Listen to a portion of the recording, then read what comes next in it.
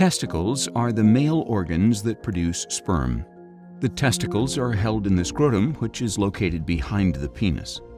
The lining of the scrotum normally contains a small amount of fluid.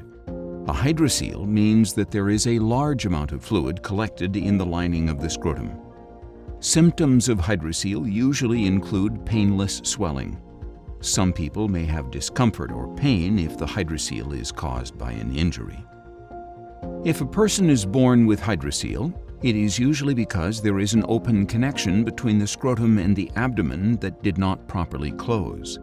Before a person is born, the testicles develop in the abdomen near the kidneys, then move down to the scrotum. This is called descension of the testicles.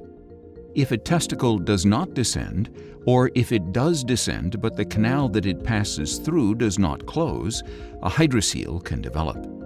When this happens, some people may also develop a hernia, which is when a part of the intestines push through this opening to the scrotum.